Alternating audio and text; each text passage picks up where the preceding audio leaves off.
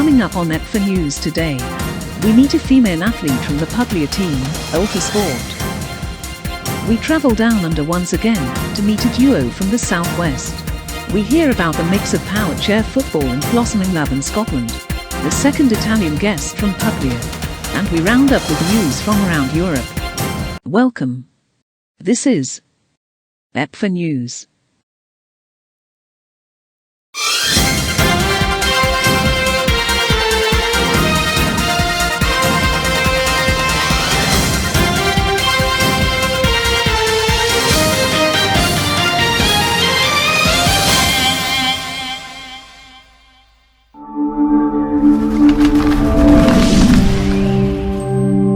We are always delighted to see new female athletes coming along to play power chair football, and here we meet another from Italy that we hopefully will see on the international stage in the not too distant future.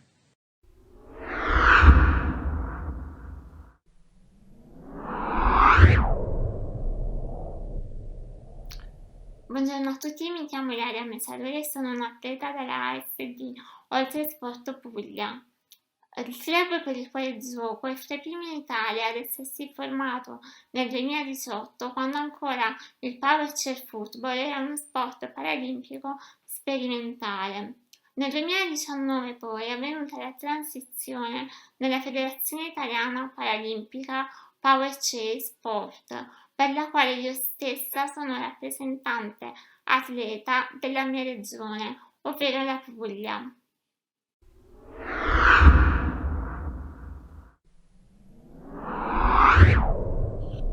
Personalmente pratico tale disciplina dal 2018, quando per la prima volta ho calciato una palla. Da quel momento in poi per me il calcio è diventato parte integrante delle mie giornate, del mio modo di essere e di approcciarmi ad una realtà quale quella degli sport paralimpici, per me fino ad allora ignota.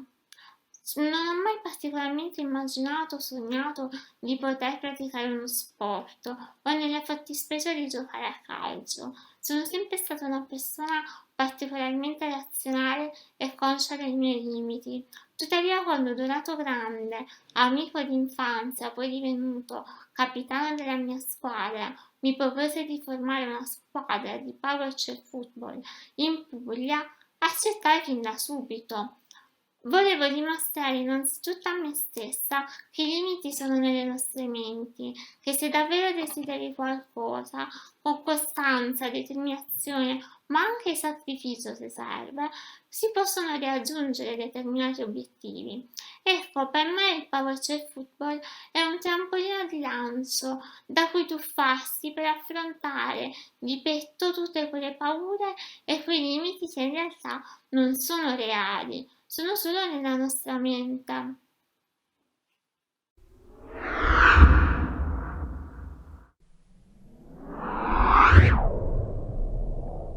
Ricordo ancora come se fosse ieri l'emozione prima di scendere in campo per la prima amichevole disputata nel 2018, una tensione indescrivibile, disciolta soltanto al fischio dell'arbitro che segnava per l'appunto il calcio d'inizio della partita. In quel momento l'unica cosa che contava era fare del mio meglio, collaborare e mettere nella condizione ogni mio compagno di giocare al massimo delle sue potenzialità. Perché il power chair football è innanzitutto un gioco di squadra, dove ognuno con le proprie doti e peculiarità è indispensabile al fine del gioco.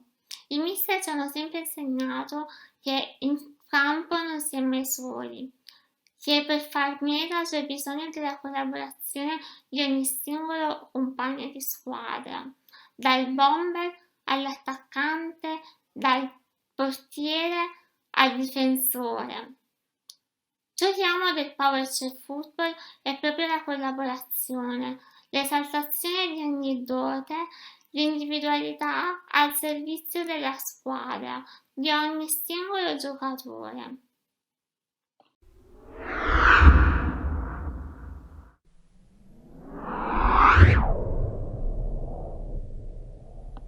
Grazie proprio a questa esperienza ho compreso che la mia mission è fornire i mezzi per raggiungere ognuno i propri obiettivi, secondo i propri personali tempi, tutelando i diritti di tutti.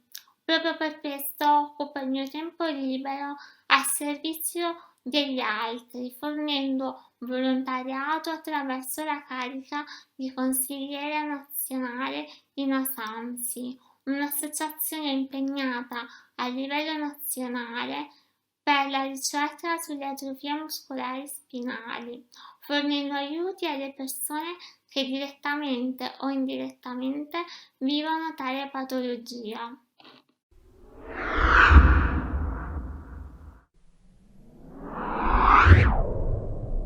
Pertanto il PowerChef Football mi ha formato innanzitutto come persona, consentendomi poi nel tempo di diventare una vera e propria atleta. Ciò che mi auguro è di poter crescere sempre più e di poter un giorno rappresentare l'Italia ai campionati europei o perché no anche ai mondiali. Osservando partite di campionati europei vengo ammaliata dal gioco degli inglesi, affascinata dalla tattica dei francesi che agli ultimi europei hanno avuto un vero e proprio exploit.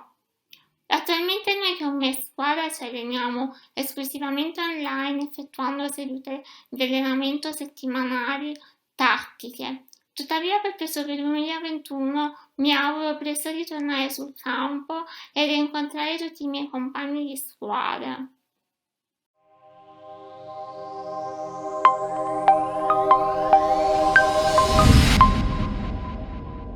We recently reached out to our friends down under to hear the progress in the growth of powerchair football there. We again hear from some more fans of EPFA news and the European game, this time from the southern region.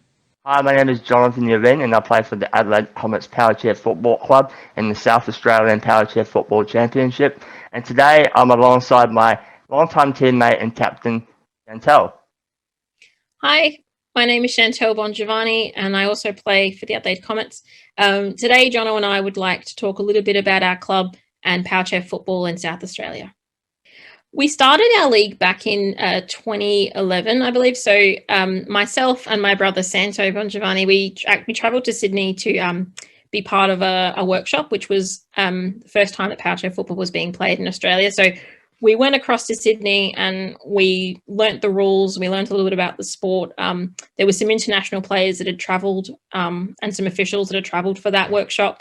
It went for about a week, I believe. And then we basically learned how to play. We learned the game and then we brought it back to Adelaide. We've been playing in Adelaide ever since, but we actually never had a formal league. We had just sort of more of a social league, sort of an outlet for people to get out and have some fun and play a few games. But it wasn't until 2019 that we joined up with an organisation called One Culture Football, which is a community soccer organisation that promotes the playing of football to multicultural and diverse groups. And basically they got in touch with us and we really liked what they were about. And so we decided to get involved with them and see if we could turn, our social league into a much more formalized powerchair football league.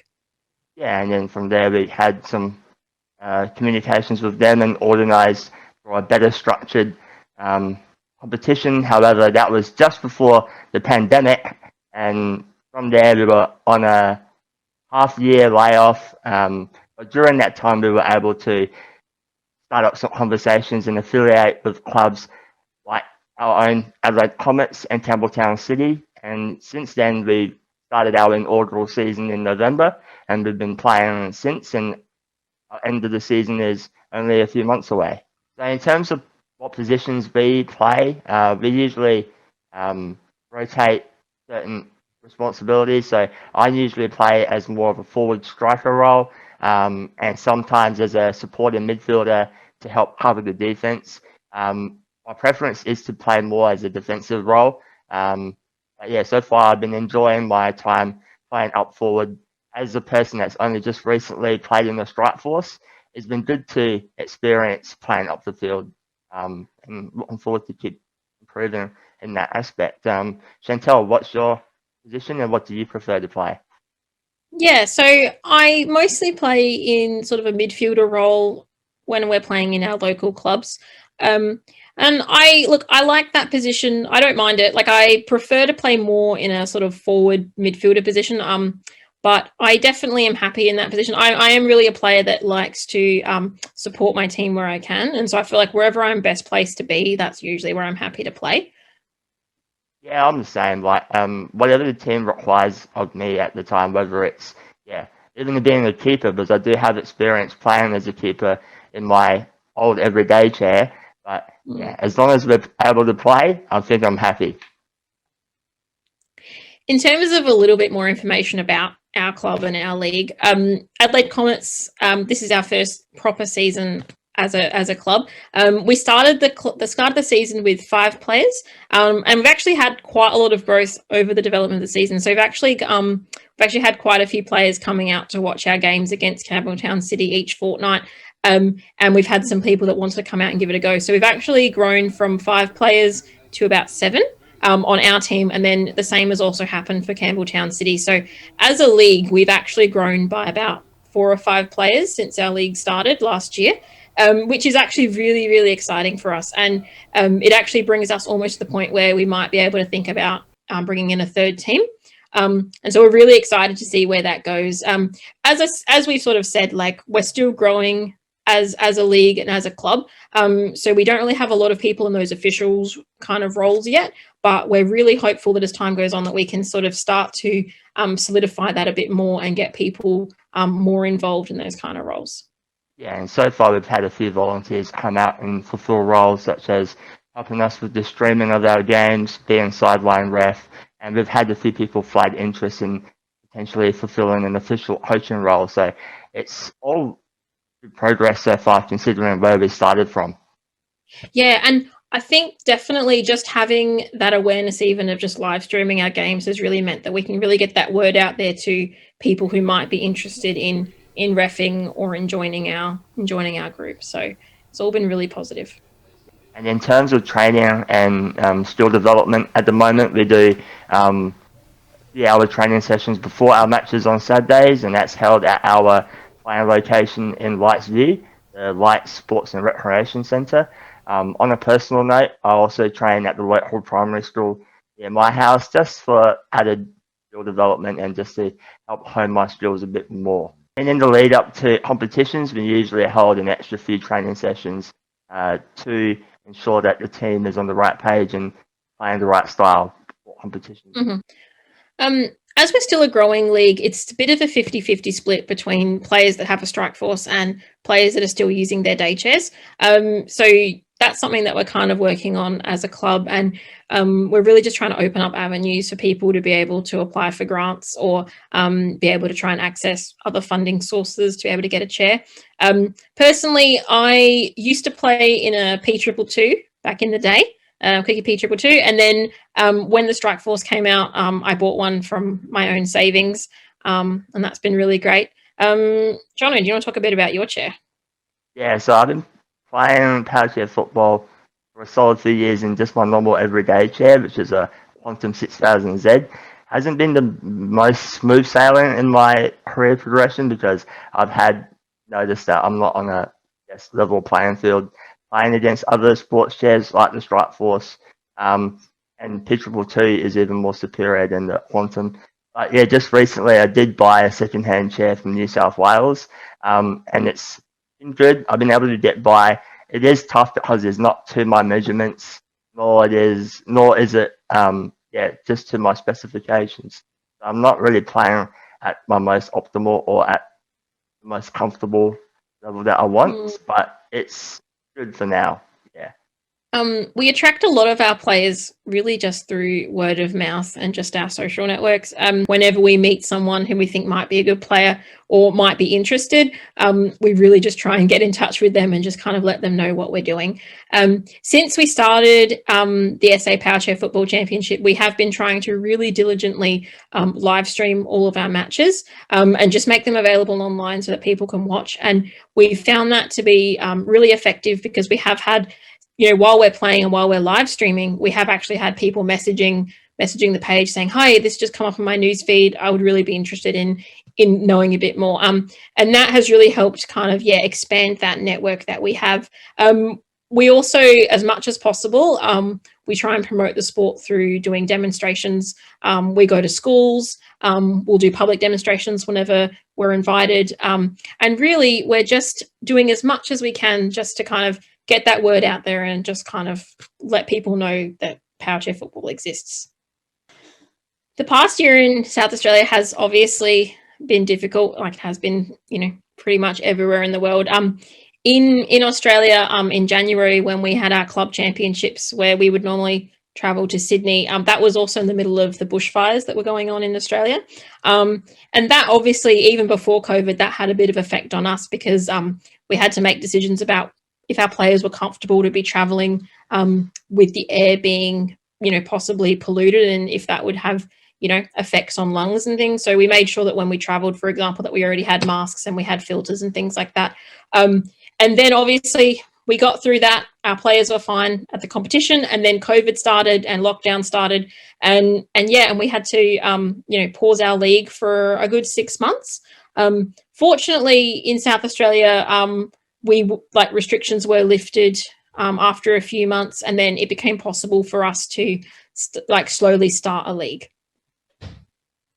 In the midst of the pandemic, while there wasn't any competitions going on in Australia and in our own state, we found ourselves watching a lot of power chair football videos on YouTube and on our social medias. Most of the stuff was from the European Power Chair Football Association Championships, as well as the World Cup stuff from 2017 in Florida. And one player that I grew a massive appreciation for, just because of his game style and the way he's able to operate his chair on the court, was Brad Bates of West Brom Albion. He came over to Newcastle Jets last year for the club championships, and just the way he was able to introduce the 4-up formation, as well as just expose our local players to international caliber of game style, was just great to take in as new players and experienced ones as well. Yes, and Chantal. Yeah. No, definitely. I feel like there's a difference between rewatching a game on YouTube and actually playing that player in the flesh. And I feel like I learned so much just from being on the court and playing against Brad. And I just had a whole new appreciation for how someone can play up forward and use that space to their advantage. I really, really respected his gameplay. And I guess most people would look up to is John Bolden, who's the captain of England, and Chris Jordan. I feel like, Chris is just an amazing goalkeeper. And for myself, I love my defense. I want to one day be able to take some aspects of this game just to implement into my own. The European Power Chair Football Association and the championships that they've run have been great resources for us to grow our game locally and one day aim for higher representation. In terms of what we want to achieve as a power chair football club locally and throughout the state at large is that we want to continue to play or develop a winning brand of power chair football locally, as well as continue to bring more eyes and more promotion and awareness to our sport of power chair football, so that we bring in new players and volunteers and people that want to get involved in the sport, and just provide an option for people that use power chairs without a mobility, that there is a competitive sport out there for them to compete and play in and enjoy. In 2021, us as a club, we just want to keep growing the sport, and we want to keep giving those opportunities to kids and folks with a disability to not only get involved in actually playing the sport, but also just getting involved in the social aspects of the sport, get involved in the community. I think that's really what we're about, and that's what we really would love to keep doing in 2021. Thanks so much for having us and giving us a few moments of your time to chat about power chair football in South Australia. And if you would like to follow our local competition, you can find us on Facebook at SA Power Chair Football Championship.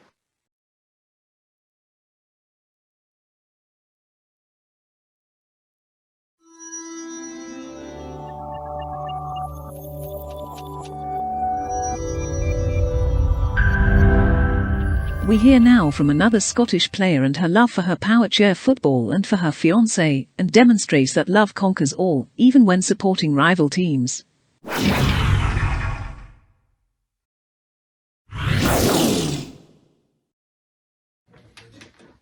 around, so we do we got coming on from Alexandria.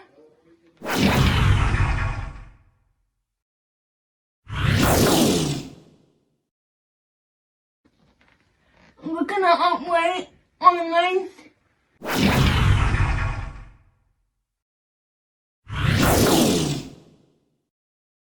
10 years.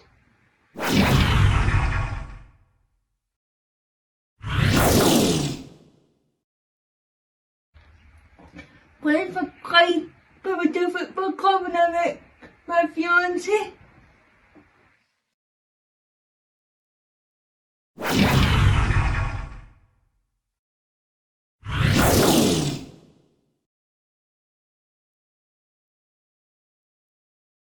It's a fast paced sport and it's a team sport and it is competitive.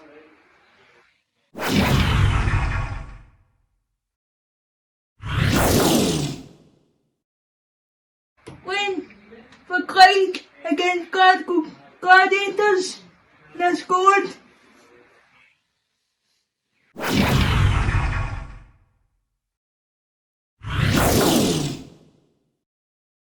Win for the national team and winning trophies for Clyde.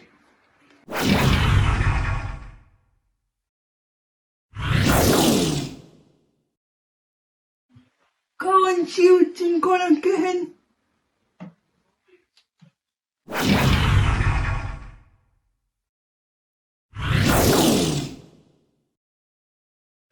Spending time with family and friends and going to Ibrox. And spending time with my fiance.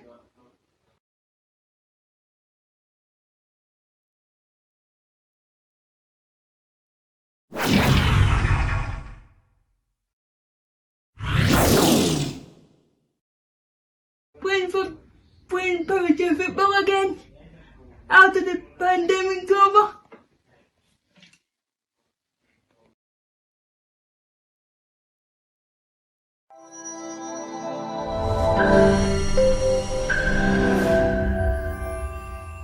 It is no surprise that Italy has been featuring more and more in EPFA news recently, not only because of the great promotion they have been doing of power chair football, but their eagerness and enthusiasm to move forward is only being delayed and slowed by COVID issues.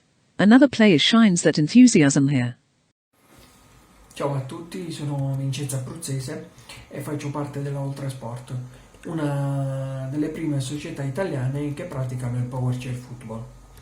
Ho sempre giocato a calcio sin da bambino e il mio ruolo era quello di difensore centrale, di quelli da cartellino rosso come gli up stam, no? Uno di quelli belli tosti. E all'età di 19 anni purtroppo ho perso l'uso delle gambe in un incidente stradale e di seguito pensavo di non poter più praticare calcio, ma non mi sono dato per vinto perché ho sempre amato lo sport e così è stato. Perché un giorno un mio amico, nonché fondatore e capitano della Ultrasport, mi ha proposto se volessi entrare a far parte della società e di ritornare in campo a giocare a calcio. Ci siamo recati a Roma ed è stata la prima tappa dove ci hanno introdotto la disciplina e la prima volta dove abbiamo praticato il power chair football. È stato emozionante perché siamo ritornati a giocare a calcio e a calciare la palla, anche se comunque non con l'uso dei piedi ma con la paratia. Oggi la pratica del power chair football in Italia sta riscontrando seguito e consensi grazie soprattutto al lavoro che stiamo svolgendo con la Ultrasport, attraverso varie dimostrazioni in giro per l'Italia. Io sono orgoglioso di essere uno dei primi a praticare questo sport in Italia e da veterano la mia ambizione è quella di vedere crescere la Ultrasport e di poter vincere il campionato italiano e soprattutto di rappresentare la nazionale italiana nelle competizioni internazionali. Sono sicuro che presto ritorneremo a giocare, sarà bello poter riabbracciare i miei compagni di squadra e sarà bello lasciare tutto alle spalle questo brutto periodo che farà comunque spazio a nuovi sogni e nuovi progetti. Un saluto a tutti.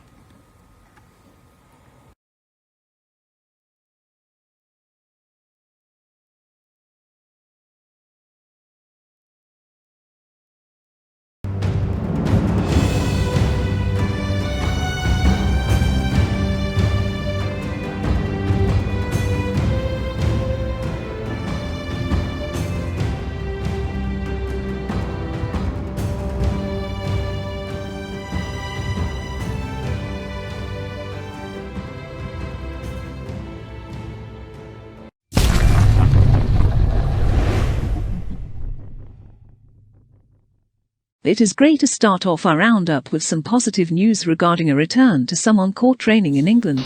Following the extensive vaccination programme in the UK, the Football Association cleared the disability grassroots sports to return to indoor activity. The WFA was able to implement its roadmap for a return with some strict guidance for clubs to follow at the start. It gives other countries hope that as the vaccinations roll out, that they too will see a return to activity in the near future.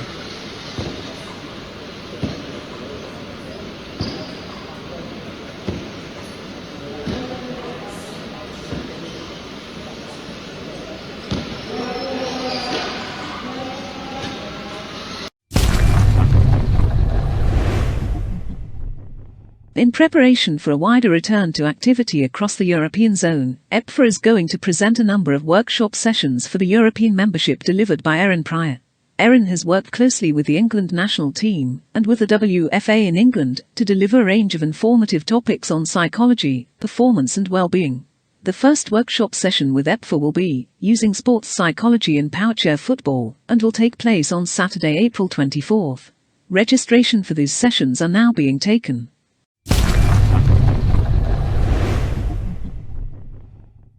Our friends in Austria continue to be doing a great job in keeping the community engaged with online activity in the form of workshop sessions that have covered game building, defending and scoring at corner balls, and the next one coming up this Friday 16th on defensive plays.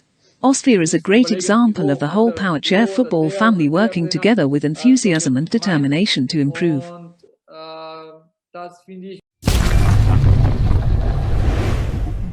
Unfortunately in France the COVID-19 situation has remained difficult, which has impacted still on the different scenarios they had planned for starting a season in May. Following a meeting of the Commission and the club representatives, some further online activities have been planned to keep the connections going until competitive action can return, including an e-sport tournament, a new YouTube entertainment show, and a free-to-access forum for clubs to interact on.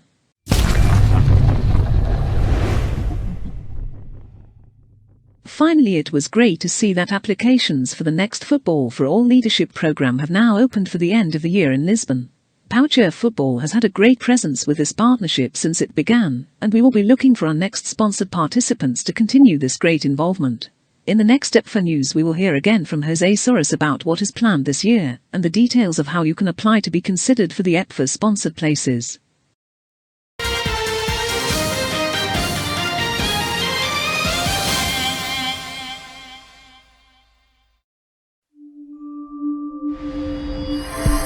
Remember, get in contact with EPFA News at the email below, and until next time, take care.